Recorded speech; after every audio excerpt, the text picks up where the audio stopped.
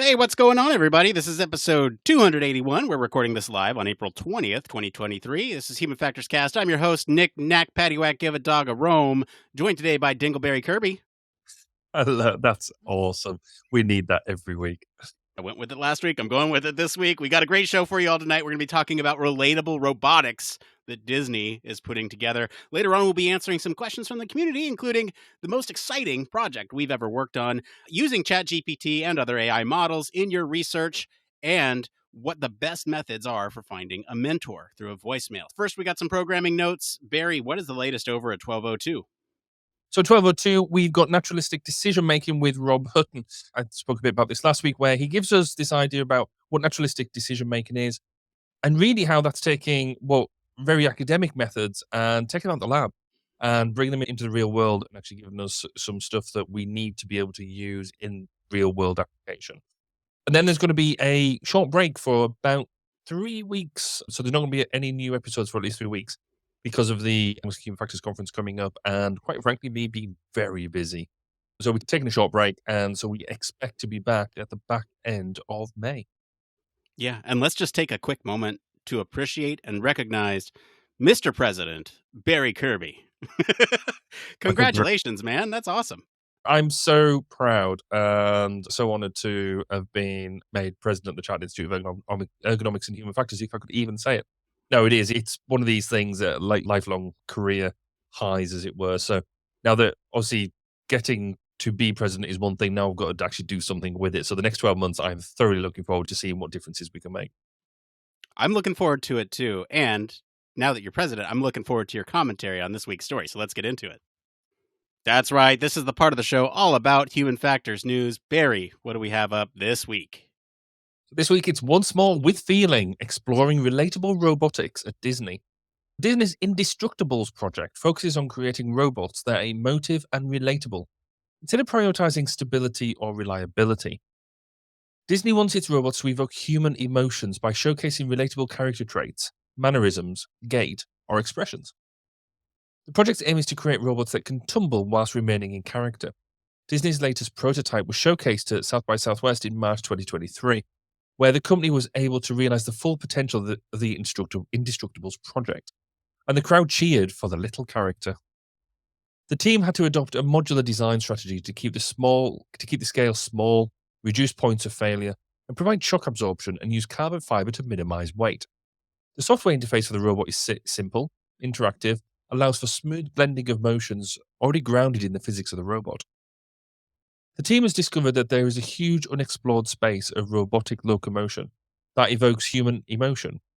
By prioritizing character traits and emotions, Disney has opened up possibilities for dynamic and expressive robots, regardless of conventional robotic limitations. So, Nick, what are your thoughts on an indestructible little robot that you can watch tumbling around Disney? Oh, I love it. I absolutely love it. From like a park goer perspective, heck yeah. Look, so someone who loves Star Wars, you can imagine you take a robot like this, dress it up like Jar Binks. It's a bumbling mess, and you throw it in Galaxy's Edge, and everybody can knock over Jar. And because all the pieces are modular and relatively replaceable, you can imagine a lot of park goers have fun with that. But this is a really cool piece of tech from a like interaction perspective. You can imagine that you can do things with these types of performers that you wouldn't be able to do with humans for one reason or another. One example is already in play, right? So I don't know if any of our listeners have been to Disneyland, probably lots of listeners in the Long Beach area, but there's at Disneyland California Adventure, there's the Marvel campus, right? And there's a show that happens a couple times a day where Spider-Man comes out, and then you see him launch in the air and fly through the air. And that's a robot. It's really cool. You wouldn't be able to send an actor like that, but it's really cool to see him like flying above the air. You can expose these robots to dangerous stunts that humans couldn't necessarily do. And if it's done correctly, it still encompasses that magic that Disney is known for. I'm a Disney fan here, but think there's still reason to be critical about this. I do want to just mention that this could be really cool to see some fantastical scenes acted out by these robots with superhuman capabilities. I don't know, if you think about that Avengers campus exploration, you might be able to have a full fight scene that has some really convincing contact, like hand-to-hand contact, where they're falling over, they're getting back up, they're just going left and right, and it's happening in front of park goers. They're robots, so they have awareness of everything that's going on. If they need to adapt and move, they can. Like, these really cool interactions could happen. I also think that beyond Disney, beyond the entertainment aspect of these, there could be a lot of interesting applications specifically around mental health therapy, improving the lives of a lot of folks who deal with various ailments. You can imagine a scenario where these interactable robots that could potentially do these things could be like someone's klutzy makes somebody laugh, makes a kid laugh. I don't know. There's just so many other applications, I think, that building these types of emotional robots, as they call them, would be really beneficial. I don't know, Barry, what are your thoughts? So my first reaction when I read the story was, that's cool. Like, it hits that piece. And I'd recommend everybody go and click the link and watch the videos, because it's interesting seeing how they've taken it and they really looked at some of this stuff. But then my second reaction was, but why? What is it they're truly trying to accomplish? Because if you try to design a ride at Disney, right? You try and design a ride, you want people to have that adrenaline rush. Cool. If you're on the boat ride or something, then I get all that. But if this is it meant to be on a stage? Is it meant to be in the crowd? They're not really that clear about what it is. So I posed it to the dinner table, as I often do before these things, and sort of highlighted to the family and say, what do you think of it? And actually, they come back with the same answer almost straight away. Why? What does it do? What does it need? And without being boring, but looking at it from an HR perspective, I'm like, so what's the task goal for Disney? Why are they truly interested? But to get away from that stuff for the second, we already know that people do feel empathy with non-real characters. So any animation you feel character with, think like Big Hero 6 and all that sort of stuff as well. Like, we can get that. Robot characters, you already mentioned Star Wars, R2-D2. Everybody loves R2-D2. He's a trash can with some fancy knobs and lights on. But you feel natural empathy with him for what he's gone through. So this is a natural step. You've already mentioned lots of applications, entertainment, health, therapy, stuff like that. I do have a bit of an ethically sort of issue, though. Is there a bit of a gesture, a bit of village idiot about this? Because are we laughing at them or with them? So if they're falling over, getting back up again, they're a bit klutzy. Are we mocking them? Is it right to mock them just because they're largely inanimate objects? Are we then belittling? Does that have repercussions in the longer term for the way we treat AI, the way we treat machine, that sort of stuff? I don't know. There's something about it that doesn't quite sit right, and I'm not sure what it is yet. But I do love the quote. There's a quote in the article, which was, by shifting our emphasis towards the way we reach our goal, rather than just the end result, we've opened up what feels like the world of possibilities for dynamic and expressive robots. Now, taking the robot bits out of it, by emphasizing the way you reach a goal rather than just the result, I think that's brilliant. Because I have some of my most fun when we're problem solvers. We like solving problems. And so rather than just always trying to get to the result, actually enjoying that piece of the journey and not belittling it, not trying to just make it happen as quickly as possible, there is something about that I think is quite poignant. I really like it. Yeah. So, having gone through that slightly emotional roller coaster there, what do you think around the basic principles of it? So they're putting together this quite a small robot on roller skates. The idea being that it naturally falls over, naturally is a bit klutzy, as we've said. But the design behind that to make that happen is quite sophisticated. How do you think that focus works? The focus on the interchangeable parts to make it. I get all of it, really, because there's so many. You think, oh, just to make it fall over, that can't be that difficult. But you watch the videos, and actually, to have it fall over in a way that it could self-recover, crack on, there was so much complexity behind it, I thought. Yeah, I agree. So the way in which they're approaching this is, they mentioned several times modular design strategy and the approach of making parts that could break replaceable easily. And I think that's right for a robot that fulfills this purpose. And I want to go back to what you were talking about, the why. I think that, to me, this robot here is not the end game for them. I don't think that they would reveal their end game, but I don't think that this robot is the end game for them. I think this is a stepping stone to what I was describing earlier, where you have these really intricate scenes that human performers cannot replicate, and you have almost like these robotic cartoon characters performing it. There's a lot to be said about the. I'm jumping to the other point that you made about, are we laughing at them or with them? There's a lot to be said about physical comedy and comedic elements. I can imagine that this could be one of those instances where they are performing things that could be dangerous for humans to do, fall, be klutzy, in an effort to make that comedic timing work. And then I'm just jumping off the other deep end here with, what about robotic stuntmen? We talked last week about John Wick in the post show, right? And I was marveling at how a stunt person could fall down some stairs and not get hurt. If you could send a robot down a couple times, just replace a couple parts and have it react in a very similar way, you would mitigate the risk for humans to be injured during that process. They might still interact with humans at some point, but you're just throwing robot down the escalator instead. So I think there's a lot of uses outside of just looking at this little cute guy with the roller skates who does a little somersault. To me, this has larger ambitions written all over it, and this is a stepping stone. I don't even know where to go from here. There's so many ways in which we could talk about. We could talk about the societal applications. We could talk about the different domains that it's applied to. We could talk about the way in which this thing is built. We could talk about some controversial take. I don't know, Barry, where do you want to go? I want to go into application to a certain extent, but the safety aspects of it.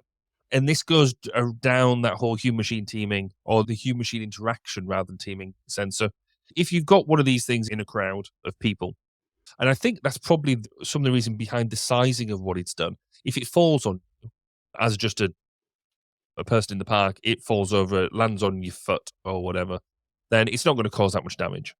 But even so, in we are largely having a culture now where there's blame, there's a claim type thing. What sort of, I guess, safeguards are we going to need in place for this type of interaction that is, we're encouraging interaction, but actually it's still a robot. It could still do some stuff. So what sort of fail safes, what sort of guidance are we going to have?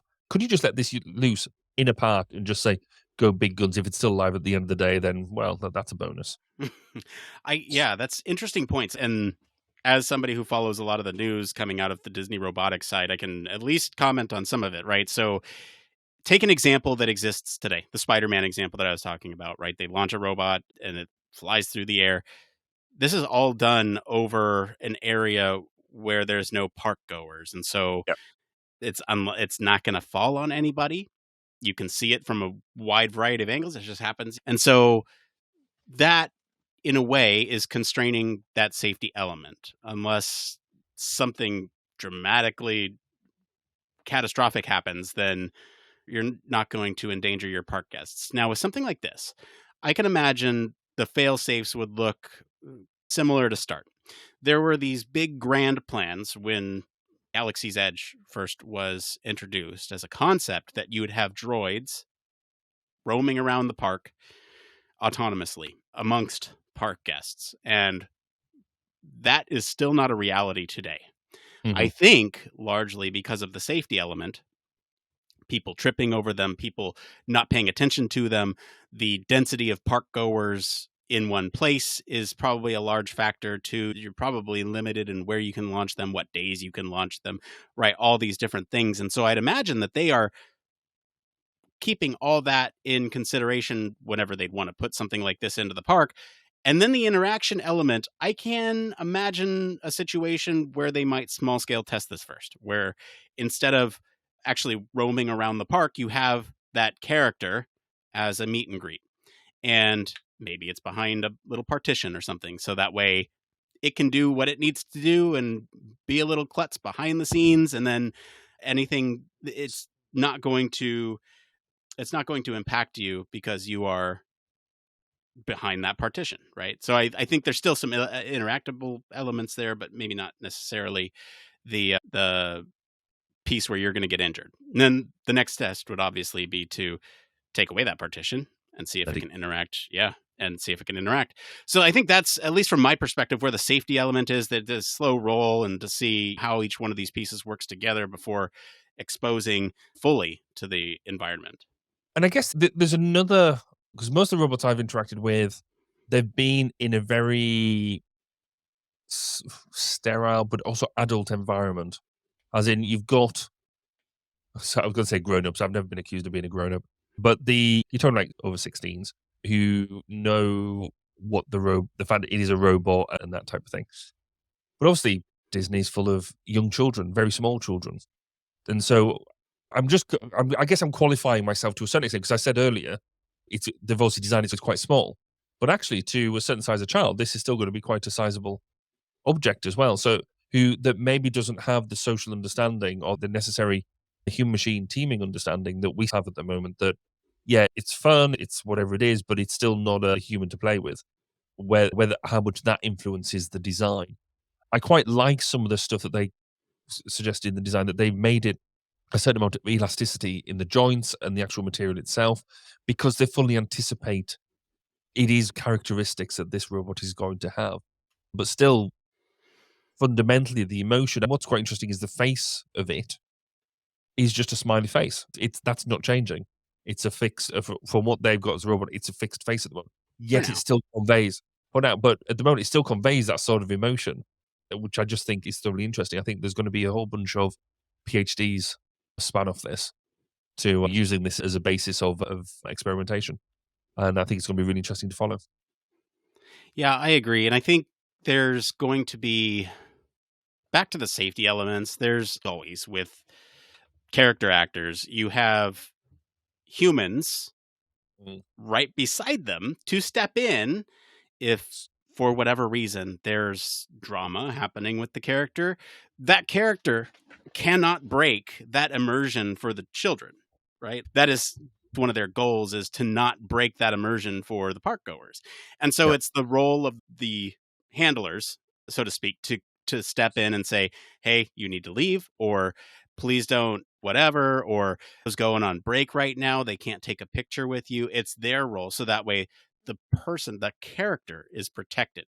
And so I'd Yes. imagine you'd have these human handlers that would be saying, oh, we can't play with whatever his name is, this robot, I didn't even get a name. We can't play with them this way. That is not, we can't do that. So it's going to hurt him, or whatever it is, the excuse that they give. So I'm imagining that this won't be fully autonomous for a while, until it can do those things on its own, or until we come up with some robotic handlers that can do it to protect the character. That's where my mind's at. And you're right. There's going to be a lot of PhDs spun off of this. I think this will definitely enhance the field of robotics from a lot of perspectives, right? You have the Boston Dynamics stuff, but this really is making some advances in the durability of robots. And you can imagine in a scenario where we've talked about like life-size humanoid robots in the home and the tasks that they might be able to perform for us.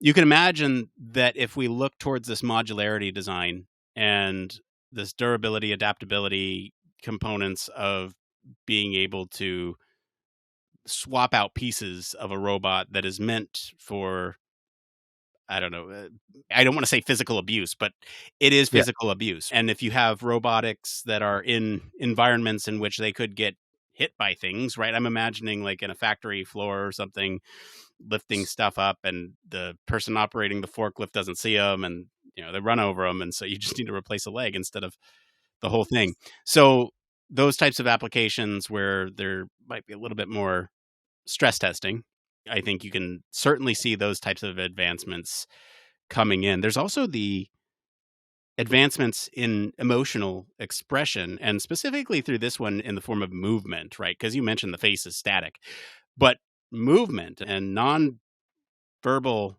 cues give us emotion as well. And so it'll be interesting to see what this does from that emotional expression perspective as well, for a human robot interaction perspective, just without that face, right? What does that do? I don't know. No, it's interesting because again, they may the way that they say this, because of the motion and the failure in what it does, so it falls over, etc., it makes it charming. And I think that's an interesting characterization, because what do we mean by, why does something failing make it charming?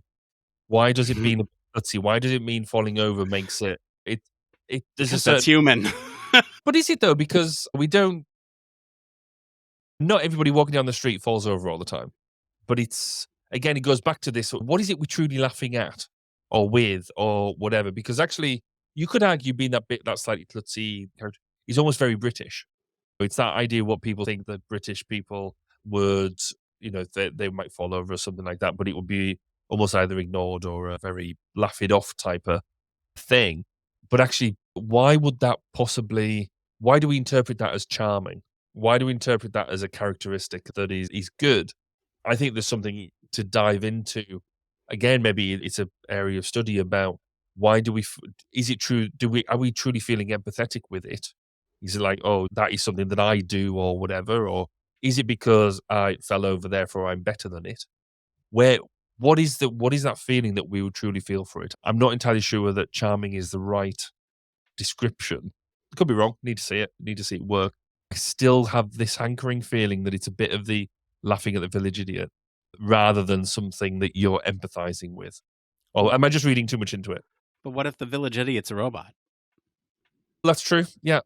But should we be encouraging just laughing at people or laughing at things? I don't know. Well, There's you mentioned this earlier, but there is a difference between laughing at somebody and laughing with somebody. Yep. And I think that's what I'm trying to get at here when I talk about comedy and comedic timing when it comes to physical, right? Three Stooges, that's not my type of humor, but they are physical comedian actors in the sense that they are hurting each other, quote unquote, right? Where a lot of those things are stunts. And so they're not actually hurting each other, but it certainly looks that way. And why is that funny to us as humans?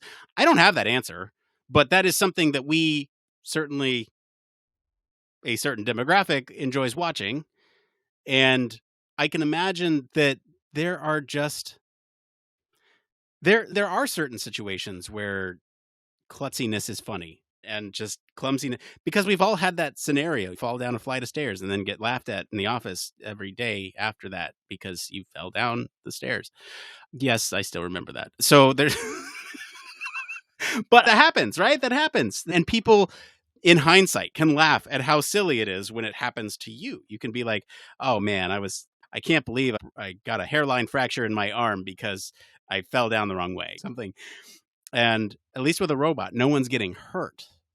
The robot's feelings aren't getting hurt, at least until it becomes sentient, and that's a different discussion entirely. But yeah, it's just I just find it interesting because it's a bit like, so taking your Three Stooges a step further, Jackass. As I think, right, are you laughing at them or with them? That's a very fine line. The other bit that interests me about this is how they teach it. So they talk about the software being very simple, very really smooth interaction piece on this. And that's got to be so critical. You see a bit of the video where they're doing, so they have a person using the where they've got the dots on the body to do some tracking, and then they translate that movement into the robot. That's also going to be another significant part of that development to give it human-like characteristics, where they're actually taking human movement and translating it to a robot form. So I think also that's quite. I think it is one of these things that looks quite simple on the face of it, but there's an awful lot of complexity in the background to make something, a simple fall, be a robust action. Because it's a fall, it's a pick itself up again, it's a carry on to do then something else similar later on.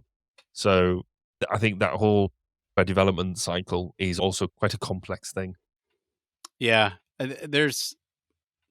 I had some help with this one, but there's a couple reasons in which we might think that physical comedy is funny. So Schadenfreude, right? There's always that. There's this incongruity concept where it's this unexpected or violation of that expectations, where you are not expecting it to fall or trip in that way. There's obviously the superiority complex piece that you're more fortunate than the other people. So there's a couple different options, and humor's highly subjective. I'll take that with a grain of salt. I do want to get into one of these social thoughts, though, before we get too far. So you mentioned safety earlier. Alex brings up what safety measures will be in place for the guests. They say new consents, since there will be likely data capture. How is that regulated? Implications across domains outside of media for human replacement. Bonus, would this further expand STEM careers? So maybe we take that one at a time. What safety measures will be in place for the guests? So I think we already talked about that one. Let's talk about this next one here. New consents, since there will be likely data capture. What do you think? Do you think there's going to be some increased resistance to getting into the parks, into these scenarios where you're going to be interacting with these robots? I don't think there would be. I think anybody who's going along to Disney is already signing up for an immersive experience. Mm-hmm. You already know there's cameras everywhere. There's actors walking around that you're going to have level interaction with. And as you said earlier, there are boundaries that there's a behavior code that you're expected to adhere to. So your data is already being used in a multitude of different ways, from where you eat, what you eat, how you eat, what you drink, where you drink, what you buy. So they're already there. I don't think I think you will have to have new content. I think there'll be something about interacting with this type of stuff, but I don't think it'll stop people from doing it, because I think people are wholesale signed up to it anyway. No, yeah, I think you're right. There's going to be like a clause in the terms and services of purchasing a ticket that says you may interact with a robot, it may hurt you. You are waiving your right to whatever. It's going to be in there that no one reads, and it's just going to be part of that. So I don't Yeah. think any new consent forms will be drawn up until there's a lawsuit about it. In terms of regulation, I don't know. What types of Are you familiar with any sort of laws, regulation in place to protect humans from robots at this time? Standards out there, but there is no actual regulation there. The nearest I've got is transport regulation around the use of autonomy in vehicles, but nothing out there that would do this. It is a question that I've been considering recently, because some work I'm looking at sort of in the medical domain, and having a sort of a robot engagement at that element. But again, there's no legal aspect, that certainly in the UK, that I'm aware of. Are we going to need something? Don't know. I think we'll see how it. I think it's almost like what you said earlier. We don't need it until the point that somebody gets sued, and then there will be regulation created. And the next part of the question, implications across domains outside of media for human replacement.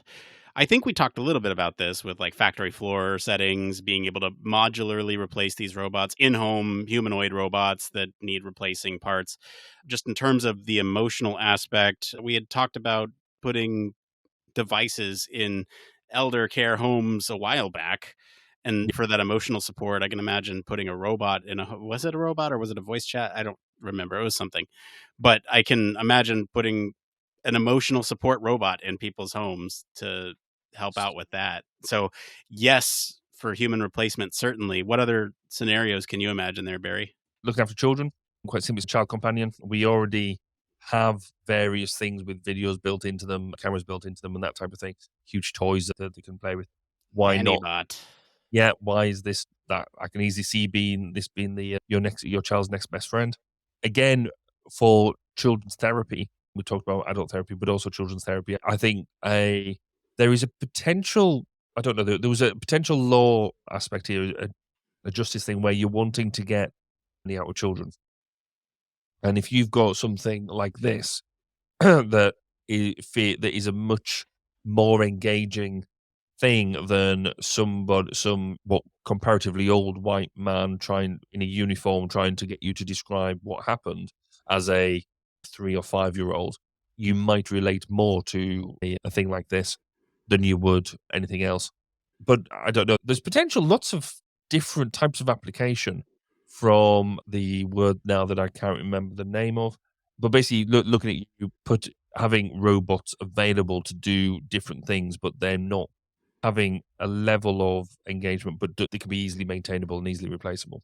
Agree. This last part, I think we kind of talked about this already, but further expanding STEM careers. We talked about PhDs being spawned off from this, but I agree that this could be the modular piece, especially being able to build modular robots in a STEM class, science and engineering classroom setting would be very cool.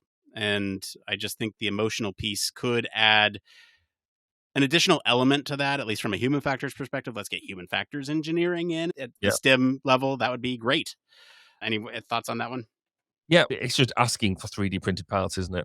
The parts to be designed and developed, and you creating your own version of this robot. So the core articulation piece being a common element that you build the electronics, you build the servos, you build the motors, you build the engagement, you do the bit of programming.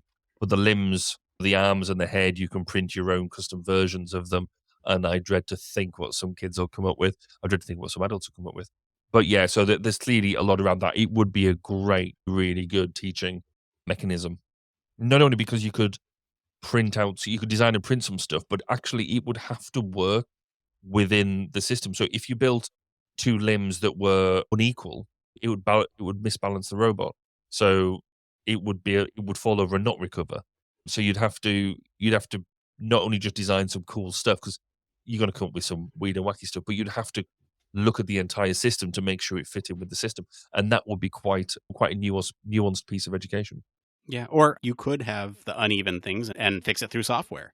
Have it do a maneuver where it's one-sided maneuver where it does like a shoulder roll or something instead of a somersault. So you could definitely, by modifying the infill of the 3D prints, change the weights of things and accommodate for those things in a software basis. All right, I think we're talked out on this topic. Do you have any other closing thoughts on this, Barry?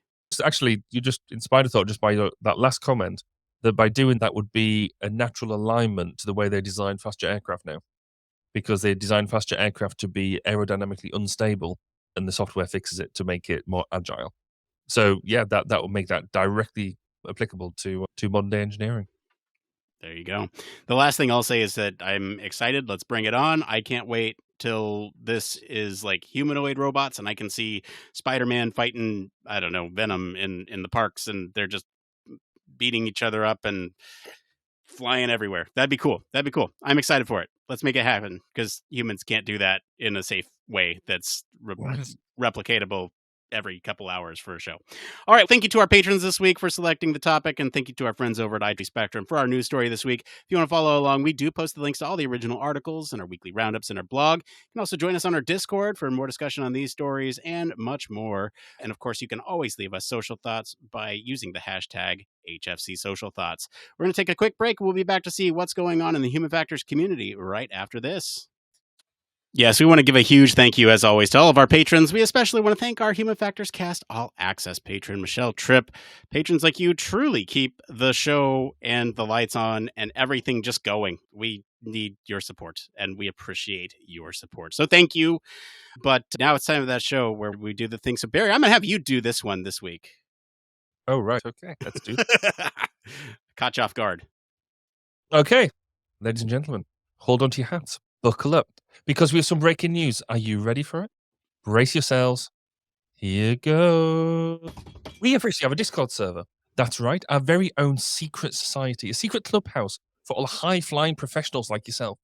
Believe it or not, there are other people out there just like you folks from different parts of the world with unique insights. Take a stroll into our magnificent server, a world-class server that even Elon Musk will be jealous of, and you can finally access all those resources that you've been guarding so preciously in our underground bunker for many years. Have you been yearning to talk about the latest cloud gaming trends, NFTs, or just finding other intelligent, like-minded people who share your passion for all things tech?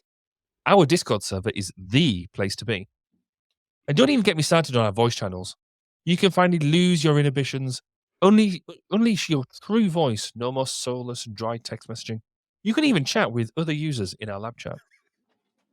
Now, I know that what you're thinking, but hey, what about career advice? Don't worry, we've got you covered as always. We've got a wealth of knowledge and experience in various fields, and our Discord server is where you can tap into all of that incredible expertise.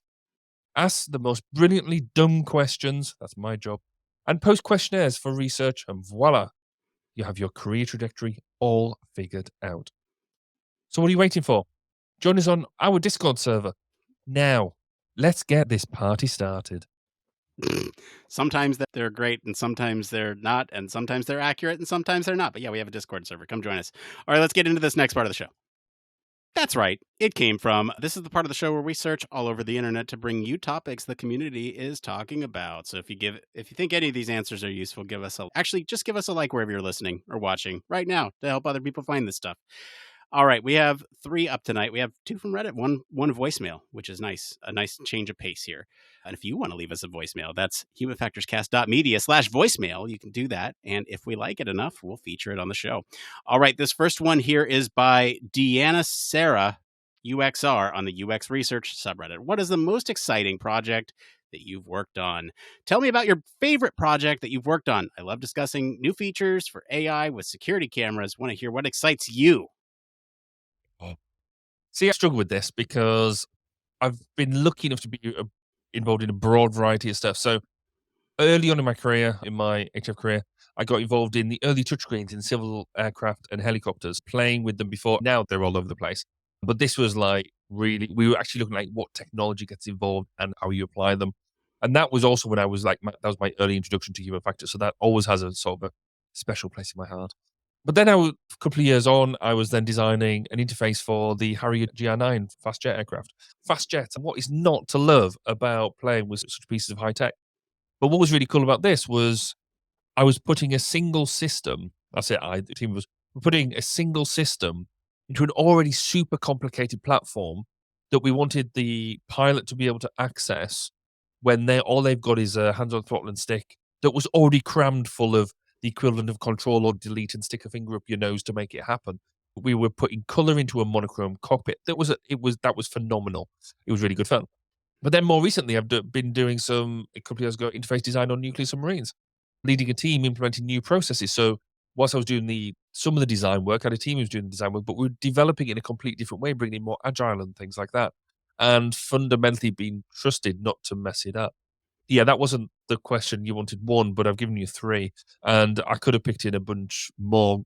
It's what I love about doing this sort of work is literally, it's a bit of a cliche, but no 2 projects are the same. You love all your children, right? That's how it feels. All the projects that you work on have had their own unique challenges. They've had their own unique requirements and solutions, really. And so when it comes to what my favorite is, I'm with you, Barry. I like a lot of the stuff that I've worked on. I think my favorite ones I can't necessarily talk about, but it was closely related to data aggregation and providing tools to act on and manipulate that data. And that's about all I can say. It was just a really fun project to work on when you think about a lot of different data sources. Again, I wish I could say more, but that's about it. But supply chain is cool too. If you want to talk to me about supply chain, come visit me at Discord. I'm happy to talk about that. All right, this next one here is one that's near and dear to our hearts, Barry. Do you use ChatGPT and other AI models in your research analysis? If so, how? This is by Miner73 on the UXResearch subreddit. They write, as a UX researcher for 5 years, I'm interested in knowing if others use AI models in their work. How do you use AI models in your research? Do you have any successful cases that you can share? Also, if you're interested, okay, there you go. What do you use AI models for in your work, if you use it at all, Barry? So we're still playing with it and working out what the boundaries are and what it is you can actually play with this stuff. So we've been quite successful in developing early stage personas, early exploration of topic ideas. The idea came up on one of our previous things in our previous episodes, and I tried about having them as another head at the table for ideation. So tapping ideas into it and getting it to reflect some ideas, because what I quite like about it, even though we talk about AI bias, is the lack of bias into what I will always plumb into certain things that I know, even unconsciously you do it. And it does throw out other ideas that are just completely out of left field, but are completely legitimate. So I quite like that. Survey testing, ideas testing, prototype testing. So that's not the testing of the actual prototype, but testing the prototype idea of what we're doing to see if it holds together. Bits of engagement, bits of analysis of inputs. So when we've done surveys, things like that, bringing some of that in and getting it to summarize and articulate some of the main outcomes. I think it's a great starter. It's a great analysis tool, but it's not a finisher. You cannot rely on it, I think, to give you beautifully. It's not taking our jobs away. I think it's a great tool to use. I think it allows me as a small company to do more. So I can turn around to my team and when initially they would come to me And I would go, the question I was like, have you Googled that to see if there's an answer already out there, rather than trying to do something from scratch? There's now a two-stage process. Have you Googled it, and have you ChatGPT'd it to see what comes up with? So, yeah, there is a bit of that. And given that you didn't read the other bit out of that, I'm not going to say my other comments. Oh, So, okay. Uh, Okay, so let's just say it, because the original, what I wasn't going to say was that they wrote a blog piece and they were plugging that. But Barry, what was your other piece? Because I want to highlight that. yeah, because I wrote an article, and it made it into a magazine and stuff as well, and Nick was cited in it. I love So, that. Love mm. that. I use it in my workflows, and the way I use AI models and chat tools, AI chat tools, is a couple things. You're right, it is the starter, but not a finisher. I use it for preliminary data analysis. And what I mean by that is very rudimentary. Summarize this. The outputs of you do like a user interview with several different people, and then they all give you an answer. Summarize these answers, right? It's very preliminary, just in terms of, and I do it on an answer by answer basis because of restrictions with the memory in the chat. And so there's very specific use cases that I do for analysis. I want to be clear. It's not like the entire analysis that I do. It's a very useful starting point for understanding what was said across multiple people, though. There's other things that you can do with it, like making preliminary personas. Obviously, they are not a replacement for real persona data, but based on averages and based on everything that's out there, it can provide you with some information that is a good placeholder for when you vet that with people. Then there's also data structuring. So let's say I have unstructured data and I throw it in there. I can say, make this into a table or whatever, and it'll just do it. And I don't have to worry about it. Let's say it's a chat from an interview or something, and they say, to make a margarita, you need 1 lime, and you need margarita mix, and you need tequila. And basically then I say, make this into a table with ingredients and what I need, how much of it, right? And I take that qualitative data, that transcript, and turn it into a table. That's the type of things that I do with it as well. I do meeting recaps with AI tools. I think that is really useful. There's one that I really like that is free right now. It's called Briefly, and it is just phenomenal. I don't use it at work, but I use it for other things in my personal workflow. And it's just, if you don't care about giving your data to a company, it's really good. So I don't use it for anything that's super important. I use it for emails and communications, internal and external, especially when you think about how to phrase something going out to a customer of yours or an end user of yours that you don't want to necessarily lose. You want to be careful about how you phrase things. I also use it for survey development, making sure that the response options and the question phrasing are all good to go. If I can't quite think of how to ask this question, I brainstorm some ideas that way. Again, Barry, yeah, I think it is very much a starter, not a finisher. I think that's it. We got one more question, and this one's by Rain. They actually left us a voicemail, so I'm going to play this. Any advice, Barry? What do you think for mentorship? I would go and look at the Chartered Institute of Ergonomics and Human Factors, which has worldwide membership. So no matter where you're at, it's always there. And the reason I say that is we've got some amazing mentors in there. So we have a specific mentor forum where you can ask broader questions and find the mentor that's perfect for you. And really outside of that as well, we very close-knit community, very helpful people. And the reason I say that is because mentors are really good for that one-to-one support and helping you develop personally and basically being an honest broker. They can give you the hard line when you need to hear it. But actually, when Ray was asking about virtual coffee meetings and stuff, don't forget the wider network, because a lot of us like coffee, even if it's virtual.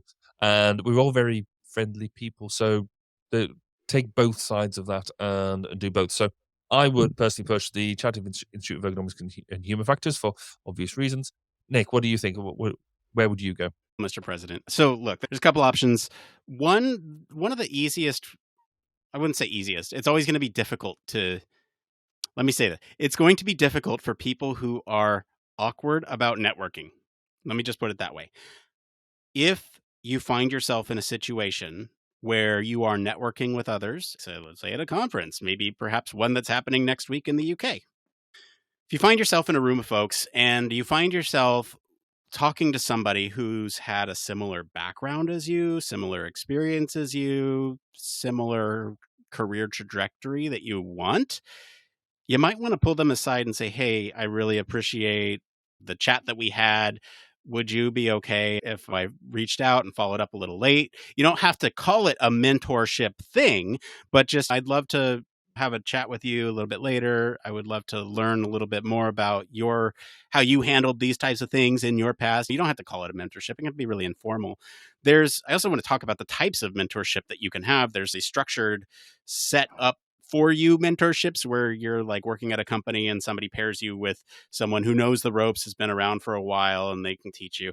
Then there's also the almost self-prescribed mentorship options, like in academia, school, where you've said, I want to work with this professor because they are working on this thing. And so that is almost like a self-prescribed thing because you're working in that area, but then you've chosen the teacher. It's this weird relationship sometimes, but can also be very good and fruitful. And then there's also this one that happens naturally where you're talking with somebody and it just evolves into that mentorship. There's plenty of resources online. ADP List is one.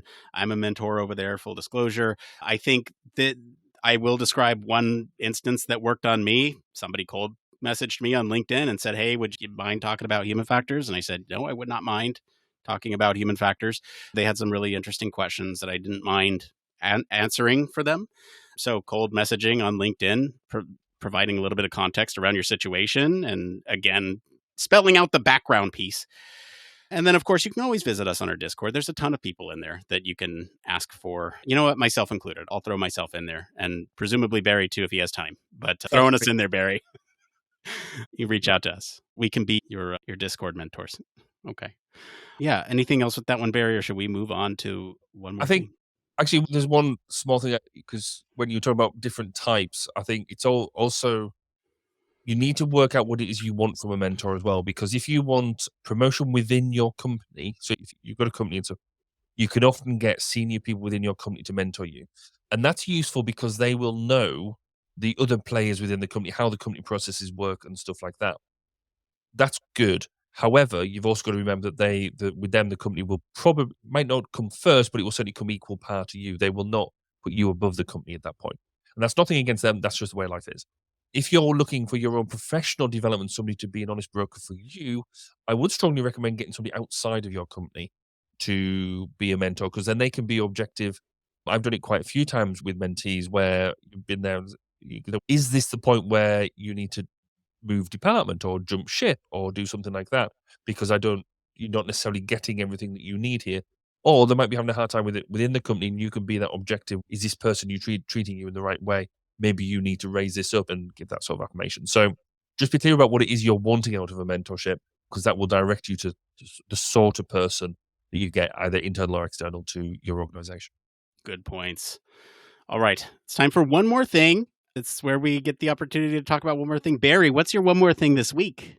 So this week we're talking about a Channel 4 program here in the UK called Scared of the Dark, where they've started it, and it's basically, I think it's 7 days. They've got a bunch of celebrities in there inside this hangar, inside this complex, where it's blacked out. And they've got to last all this time doing tasks, doing various bits. Some of them are scared of the dark, some of them are not. But literally, it's pitch black. And you get to watch it all through like the night vision camera lenses and stuff. And they've had like various things, like people walking around in the dark around them, and they have to do various challenges like getting through locked doors. So they've got a variety of celebrities in there, but one of them is really cool because he's blind. And so for him, he's like, it's just another Tuesday, isn't it? And he's leading everybody else around and really being really beneficial to them. But if they get some of the tasks, they actually get some time in a light room. And so he was part of this. So there was 2 of them won this task, and this blind guy was one of them. And so then reward is to go to his light room, and he's like, what's the point of that? Because he couldn't get the benefit of it. But it was it's really interesting seeing some of these dynamics work, and just when you get a real appreciation of how important sight truly is to our engaging with our environment. And this is apparently a world first. So we're about halfway through at the moment. It's making quite interesting watching. What is this? Like Celebrity Big Brother in the dark? Pretty much. That's not far off. Yes. So I mean, in terms of some of the celebrities, heard of Chris Eubank, the boxer? You maybe not. I think these are mostly British celebrities. Probably, Uh, yeah. But they're, it is interesting. Slightly ethically weird as well, but We've been going through old seasons of Big Brother because it's been forever since I watched a million years ago, but we've been going through some old seasons, which will be a one more thing in the future. But I was going to comment on the final update of Love is Blind, but I understand that somebody on this distinguished panel of podcast hosts is now watching that show. So I'm going to hold off on that until next week. I did notice so my one more thing this week is this really interesting thing that happened to me. My son loves to watch on my YouTube account garbage, for a lack of a better word, kid-related content. Okay. And what I noticed the other day is that I think YouTube knows this. I think YouTube knows that there are two people watching on this account. You know how I know? At night, the recommendations are very different than in the morning, what the recommendations are for. And this surprised me. I was like, oh, wait, you're showing me all Star Wars stuff right now. Why are you showing me all Star? Wait, I don't see a single kid-related thing that would be like of his. I logged on the morning after I noticed that, and I was like, yep, it's all kid-related. And so I'm really impressed by their ability to parse apart two separate viewing profiles. They understand that two people are watching this, or they at least understand that there's a preference for certain types of content in the morning than there is for other types of content in the evening. Yeah. And it's also device specific. If I were to log in on my phone, it's Star Wars recommendations. If I were to log in on the TV where he watches, it's child-related recommendations. So I just thought it was interesting and a really good application of human factors, taking that user-centered approach. And so kudos. All right. I think that's it for today. So if you like this episode and enjoyed some of the discussion about robots, I'll encourage you to go listen to our last episode where we talked about how robots will teach kids in the future. Comment wherever you're listening what you think of the story this week. For more in-depth discussion, you can always join us on our Discord community. Visit our official website, sign up for our newsletter, stay up to date with all the latest human factors news. If you like what you hear, you want to support the show, there's a couple options for you. One, you could like and leave us a 5-star review wherever you're watching or listening right now. That is free for you to do. Helps out the show. Two, if you have friends, you can tell them about us. That really helps the show grow. Number one way that we grow. Make a LinkedIn post, Facebook post. I don't know. Somewhere you can show your appreciation for us. We'd appreciate that. Three, if you have the financial means to do, you want to get some cool perks and you want to give to the show, you can financially give to the show via Patreon. Like I said, you get a bunch of cool perks. Just $1 gets you in the door. There's always a revolving door of content going on. In fact, Barry and I are recording a piece of exclusive content tomorrow morning. So that's tomorrow morning for me. Anyway, that's a whole bunch of fun. As always, links to all of our socials and our website are in the description of this episode. Sir, Mr. President Barry Kirby, your worship, where can our listeners go and find you if they want to talk about robots stumbling and falling? So you can find me on social media, particularly Twitter at Baz_K, or if you want to listen to some interviews that I've been doing, you can find me on the 1202 The Human Factors podcast at 1202podcast.com. As for me, I've been your host, Nick Roome. You can find me on our Discord and across social media at Nick_Roome. Thanks again for tuning in to Human Factors Cast. Until next time, it depends.